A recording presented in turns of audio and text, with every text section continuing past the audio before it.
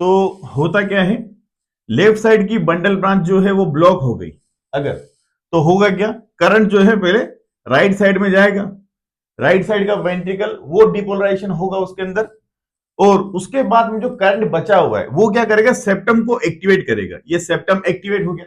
Septum activate होने के बाद में सारा जो करंट है वो लेफ्ट साइड की वेंट्रिकल में चला जाएगा, और लेफ्ट साइड के वेंट्रिकल में फिर डीपोलराइजेशन होगा।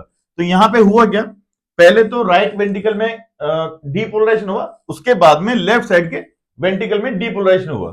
तो दोनों में इस तरह से गैप होने की वजह से या कंडक्शन डिले होने की वजह से जो क्यूआरएस कॉम्प्लेक्स है हमारा, जो क्यूआरएस है उसका जो ड्यूरेशन है, टाइम है, वो भी बढ़ जाएगा, वो 120 मिली सेकेंड से ज्यादा हो जाएगा, या फिर मैं बोल दूं 3 mm से ज्यादा हो जाएगा। 120 मिली सेकेंड या 3 mm से ज्यादा हो जाएगा। जैसा कि मैंने यहां पे लिखा भी है कि इंपल्स पहले राइट वेंट्रिकल में डिपोलराइजेशन करवाएगी, उसके बाद में सेप्टम एक्टिवेट होगा और राइट से लेफ्ट की ओर, ये एक्टिवेट ग्रीन कलर से मैंने दिखा रखा है, और बचा हुआ सारा करंट जो है वो लेफ्ट वेंट्रिकल में डिपोलराइजेशन करवाएगा। तो यहाँ पे जो इंपल्स डिले हुआ है या जो कंडक्शन डिले हुआ है उसकी वजह से क्या हुआ है, क्यूआरएस का ड्यूरेशन बढ़ गया है। क्यूआरएस का जो ड्यूरेशन वो बढ़ गया है, तो क्यूआरएस क्या होगा, नॉर्मल जो उसकी चौड़ाई होती है उससे ज्यादा चौड़ा हो जाएगा। तो ब्लॉक से हम याद रख सकते हैं, बंडल ब्रांच ब्लॉक से हम क्यूआरएस जो यहाँ पे वो ब्रॉड है, BROAD, ब्रॉड,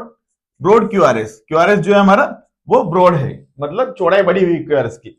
बात करें राइट बंडल ब्रांच ब्लॉक की बारे, तो राइट साइड की अगर बंडल ब्रांच जो है वो ब्लॉक हो जाए तो करंट पहले उसमें जाएगा ही नहीं, पहले जाएगा लेफ्ट साइड की बंडल ब्रांच में, और लेफ्ट साइड का वेंट्रिकल डीपोलराइज होगा। उसके बाद में फिर सेप्टम एक्टिवेट होगा लेफ्ट से राइट की तरफ, जो ग्रीन कलर में दिखा रखा है।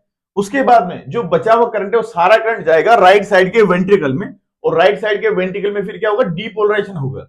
डीपोलराइजेशन होने की वजह से यहां पे फिर कॉन्ट्रेक्शन होगा।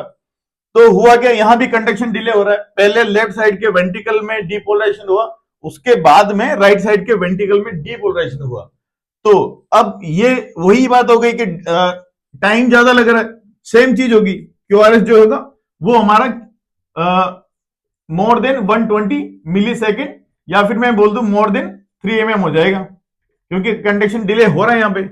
और वही चीज यहां पे लिखी हुई है, इंपल्स पहले लेफ्ट वेंट्रिकल में डिपोलराइजेशन करवाएगी, उसके बाद में सेप्टम एक्टिवेट होगा लेफ्ट से राइट की ओर, और बचा हुआ सारा करंट जो है वेंट्रिकल में डिपोलराइजेशन करवाएगा।